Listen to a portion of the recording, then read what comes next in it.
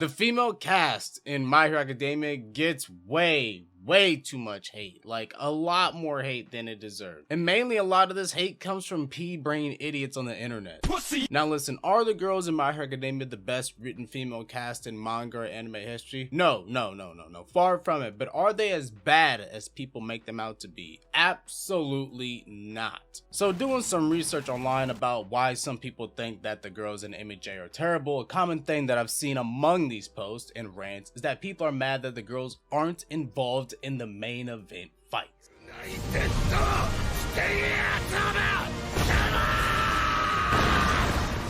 Which, yeah, they're right on that point, I'll give them that. The main events are lacking female representation, but so do a lot of other shonens. But yet, these shonens are still allowed to get away with it. A lot of y'all have been tricked by Jujutsu Kaisen and Black Clover to think that these female characters are always involved in the main event, but truth be told, this isn't the standard of what most shonens are doing. These two are just the outliers. Plenty of anime and mangas lack females in the main event fights, but yet they get zero criticism. But when MHA does it, now it's a problem. Now, before you stupid idiots go to the comments trying to call me a sexist or anything, or try to complain about the video, I agree with the fact that there should be more female fights. I agree with the fact that females should be in the main event more. Not only just in MHA, but in all of anime and manga. But I only hear the lack of female representation and the lack of female empowerment only in MHA. I hear none of this complaint about Naruto. I heard none of this complaint about Dragon Ball. I heard none of this complaint about Hunter x Hunter. I heard none of this complaint about One Piece. I never heard about Bleach because Bleach has good female representation. But the point still stands. There should be more female representation in the main event fights and more female fights in general, but don't make it seem that MHA is the only one not doing it. Another reason why people hate the MHA female cast is because they are sexualized. Now on this point, I kind of see where they're coming from. They don't like seeing these female characters be sexualized all the time, but that does not make them bad characters, like at all. If that was the case, then Kill la Kill would be a horrible anime, but it's not. Now a lot of people, mainly SJWs, complain about the girls in MHA being too sexualized or appealing to the male gaze. And what I like to say to that is, why would they appeal to the male gaze? The male gaze don't like females. Nope. So they're trying to appeal to the lesbian gaze. But no, in all seriousness, there's really nothing wrong with showing like a little bit of sexiness with the girls. Because we can all agree, male, female, it doesn't matter. Everyone loves a little fan service in their animes. Another complaint that I see for the female MHA cast is that they have no development or no characterization, which is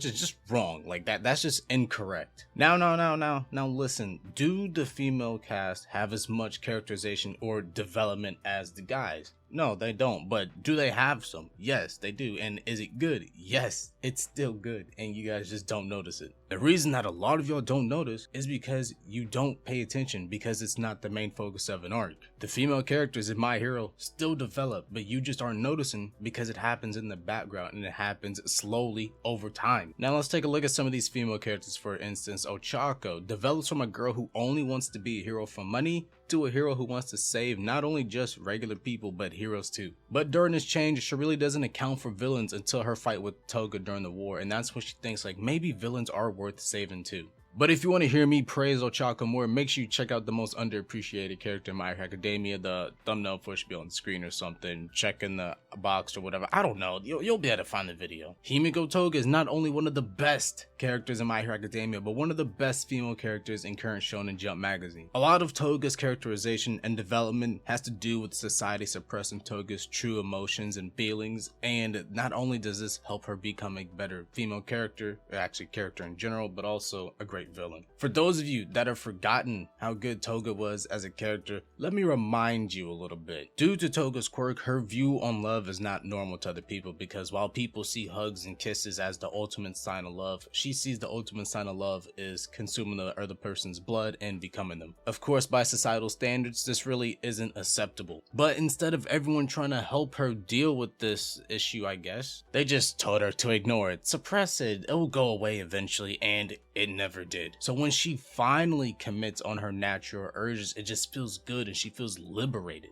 And that's what she's fighting for. She's fighting for a world where people can be themselves, where they don't have to be suppressed by society. Or let's go over to Momo, who's one of my favorite characters. When we first met her, she was a recommendation student, the top of the class, a student who got into the hero course without actually having to take the test. And with that, you would think that she would be pretty confident. She'd be cocking that she's like that good. But in a fight with Tokiyami, she loses her confidence, and throughout the series, we see her slowly build it back up as she proves that she's a great leader. Without Momo, her and Todoroki would not have been able to beat Aizawa and pass the test. Without Momo and her tracking device, the heroes would not have been able to rescue Bakugo. And without Momo, the heroes would not have been able to take down Gigantomachia and basically save the heroes from an ultimate death at Jaku City. We can even look at someone like Mount Lady, who in the first 5 minutes of the very first episode of the anime is shown to be a hero who just loves the fame of being a hero. Not really saving people, but just fame of being a hero. And during the war arc, she did her best to stop Gigantomachia. She failed, but she did her best. She went plus ultra. When all of the other heroes quit, who's one of the last heroes there? Endeavor, Edshot, and Mount Lady. The one hero you would think would have quit is still there fighting when all the other heroes have quit, proving that she's a true hero there to actually save people and not just there for the fame. Obviously, there's other female characters that I can talk about, but I really just don't feel like it. I don't really have the time, but you can see, you should get the gist that these female characters in My Hero Academia get more development than you think. You guys just aren't paying attention because they're not the main focus of an arc. It sucks that the female characters really don't get the main spotlight of an arc, and I hope they do in the future, but you can't dismiss the fact that they do get development and that the development is pretty good. You just aren't paying attention. Last point I want to address is that the female characters aren't in enough fights, and I kind of agree with this, but let's be real, most of the girls at MHA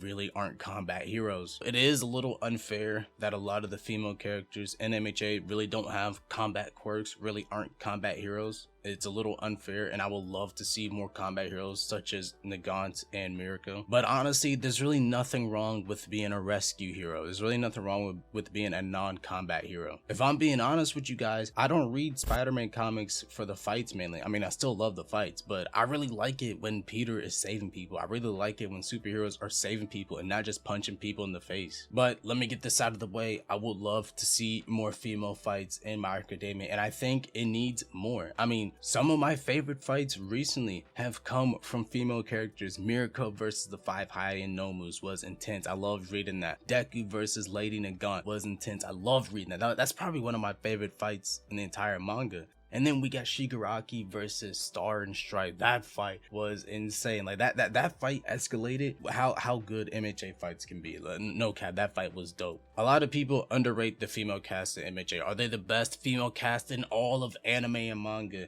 No, far from it. But are they as bad as people make them out to be? No, absolutely not. I think the female cast in MHA is really good and it has a lot of potential. I just think the word that people are looking for instead of bad is underutilized. A character can still be good, but underutilized. I do think that's one thing that can be improved with the female cast in MHA. They need to be pushed more, but they are far from being bad. They like, bro, the Dragon Ball female cast is garbage. But you guys do with that information what you will. Look, point being, the female cast in MHA is good, and that is undisputed.